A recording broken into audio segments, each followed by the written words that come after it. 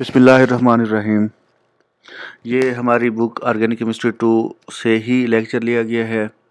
जो स्क्रीन पे आप देख रहे हैं ये बेसिकली हमारी एडवांस्ड ऑर्गेनिक केमिस्ट्री वॉल्यूम 2 है जो मार्केट में अवेलेबल है। आज जिसके रिएक्शन के बारे में बात कर रहे हैं that is Perkin reaction. Perkin reaction is basically the reaction of benzaldehyde or any aromatic aldehydes with acetic anhydride in the presence of base to give alpha beta unsaturated carboxylic acids. Simple way में जब हम base की बात करते हैं तो हम normally very weak basis इस्तेमाल करते हैं। इनमें से कॉमनली जो है वो एरोमेटिक कार्बोक्सिलिक एसिड के साल्ट हम इस्तेमाल कर सकते हैं। इसके अलावा हम क्विनोलिन एज ए बेस इस्तेमाल कर सकते हैं। हम पेरिडीन एज ए बेस इस्तेमाल कर सकते हैं। Triethyl Amin as a base इस्तेमाल कर सकते हैं। जब हम इसके रिएक्शन के मैकेनिज़्म की बात करते हैं तो रिएक्शन जो है वो just like aldol condensation reaction उसके साथ मिलता जुलता है। एल्डोल में जैसा कि आप लोगों को पता है कि एल्डोल में ऐसी स्पीशी इन्वॉल्व होती है जिसमें अल्फ़ा कार्बन के ऊपर एटलीस्ट 1 हाइड्रोजन होना चाहिए। बेस उस अल्फ़ा हाइड्रोजन को पिक करता है जिसके रिज़ल्ट में हमारे पास enolate ion carbon ion produce होता है। यही कार्बन आयन न्यूक्लियोफाइल के तौर पर एक्ट करता है और next part of the reaction electrophilic centre पे अटैक करता है और रिएक्शन को कंप्लीट कर देता है। तो सिमिलरली इस केस में भी यही रिएक्शन होगा। एल्डोल टाइप मैकेनिज्म होता है। जस्ट इस केस में सिर्फ पर्किन रिएक्शन में स्टार्टिंग मटेरियल डिफरेंट है। जब हम इसके मैकेनिज्म की बात करते हैं तो mechanism just like aldol condensation reaction first step same है। बेस हमने जो अभी डिस्कस किया वैरायटी ऑफ बेसिस हम इस्तेमाल कर सकते हैं। साल्ट्स ऑफ कार्बोक्सिलिक एसिड हम इस्तेमाल कर सकते हैं। क्विनोलिन इस्तेमाल कर सकते हैं। पेरिडीन इस्तेमाल कर सकते हैं। बेस का फंक्शन ये होगा कि ये जो अल्फ़ा कार्बन के साथ हाइड्रोजन अटैच है ये एसिडिक हाइड्रोजन्स हैं due to electron withdrawing inductive effect of carbonyl group. Base इन तीनों हाइड्रोजन में से किसी एक हाइड्रोजन को पिक कर लेगा और इसके रिजल्ट में negatively charge carbon atom carbon ion produce होगा और ये नेगेटिवली चार्ज कार्बन एटम इस कार्बोनिल कार्बन के साथ इन रेजोनेंस है और हम उसका डिफरेंट रेजोनेटिंग स्ट्रक्चर लिख सकते हैं। इसके नेक्स्ट स्टेप में जैसे ही इनोलेट आयन प्रोड्यूस होगा कार्बन आयन प्रोड्यूस होगा। दूसरे मॉलिक्यूल बेंजल्डिहाइड के इलेक्ट्रोफिलिक सेंटर कार्बोनिल कार्बन पे अटैक करेगा और carbon to oxygen double bond break हो जाएगा और इसके रिजल्ट में कार्बोनिल कार्बन और अल्फ़ा कार्बन ऑफ एनहाइड्राइड के दरमियान बॉन्ड बन जाएगा और इसको हम इस तरीके से लिख सकते हैं। इस प्रोडक्ट को थोड़ा सा हम रीअरेंज करेंगे तो हमारे पास इस तरह एक रिएक्टेंट आ जाता है। यही नेगेटिवली चार्ज आयन इस कार्बोनिल कार्बन पे अटैक करेगा। उसकी अटैक करने की वजह ये है कि ड्राइविंग फोर्स हम इसे कह सकते हैं कि इस के अटैक करने से जो हमारे पास इंटरमीडिएट बनता है वो 6 मेंबर इंटरमीडिएट है।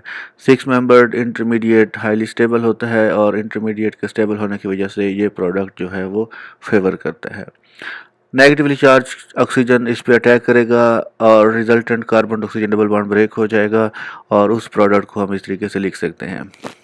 जब हम इस स्टेप पे पहुंचते हैं तो नेगेटिव चार्ज जब रिवर्ट बैक होगा तो उसमें इन दो बॉन्ड के ब्रेक होने के चांसेस हैं। अगर ये वाला बॉन्ड ब्रेक हो जाए तो हमारे पास ओरिजिनल जो स्टार्टिंग मटेरियल था वो रिकवर हो जाएगा और ये वाला बॉन्ड ब्रेक हो तो उस केस में हमारे पास रिएक्शन जो है फॉरवर्ड डायरेक्शन में मूव करता है। तो रिएक्शन हो रहा है तो इसमें हम यही कह सकते हैं कि जब ये बॉन्ड रिवर्ट बैक होगा तो ये बॉन्ड को ब्रेक कर देगा और अगर रिएक्शन इक्विलिब्रियम में है तो दोनों जो है ये वाला प्रोडक्ट और ये वाला प्रोडक्ट इक्विलिब्रियम में होंगे और देखना ये होगा कि इक्विलिब्रियम जो है वो किस डायरेक्शन में लाई करती है। इसमें हम ये कहते हैं कि जो है वो रिएक्शन फॉरवर्ड डायरेक्शन में मूव करता है और ये बॉन्ड जो है वो ब्रेक कर देगा।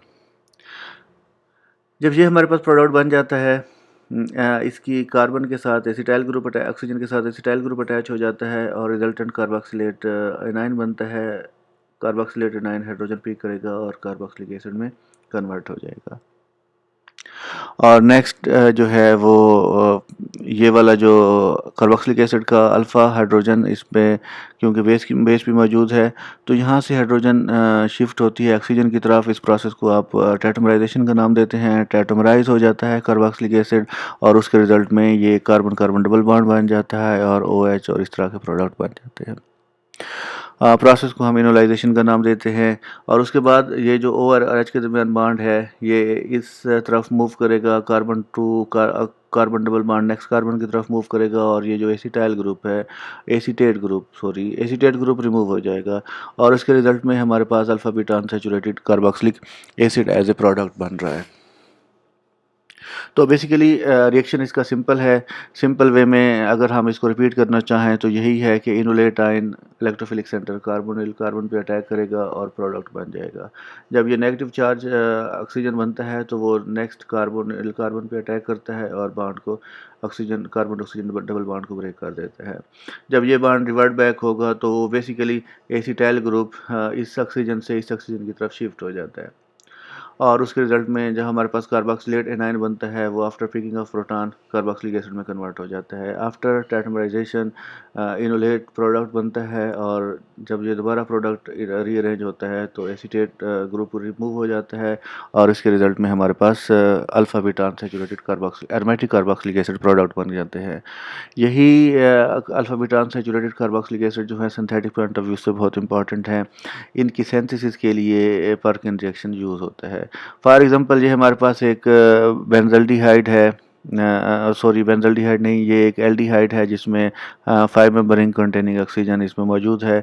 जब हम इसको एसिटिक एनहाइड्राइड और पोटाशियम एसीटेट के साथ रिएक्शन करते हैं तो ये alpha beta unsaturated carboxylic acid बनता है। यहाँ पे डबल बॉन्ड भी मौजूद होंगे जो कि यहाँ पे स्ट्रक्चर में मिसिंग आ रहे हैं। इसी तरीके से हमारे पास different derivatives of alpha beta unsaturated carboxylic acid meta nitro benzaldehyde है, एसिटिक एनहाइड्राइड और ethyl acetate sodium salt of ethyl acetate reaction करेंगे तो हमारे पास alpha beta unsaturated carboxylic acid as product बन जाएगा। ETCONS से जब इसको रिएक्शन करते हैं तो हमारे पास प्रोडक्ट बन जाएगा। अच्छा, इसी तरीके से हमारे पास ये अल्फ़ा आर्थो हाइड्रोक्सी बेंजल्डिहाइड है। इसको जब हम अंडर सेम कंडीशन रिएक्शन करते हैं तो alpha beta unsaturated carboxylic acid बनता है। बेसिकली यही एप्लीकेशंस हैं पर्किन रिएक्शन की कि पर्किन रिएक्शंस में हम different alpha beta unsaturated carboxylic acid बना सकते हैं और इन तमाम एसिड्स की फर्दर सिंथेटिक एप्लीकेशंस हैं, मेडिसिनल केमिस्ट्री में एप्लीकेशंस हैं और डिफरेंट एप्लीकेशंस की वजह से ही इस पर्किन रिएक्शन ने अपनी इम्पोर्टेंस बनाई है। Thank you.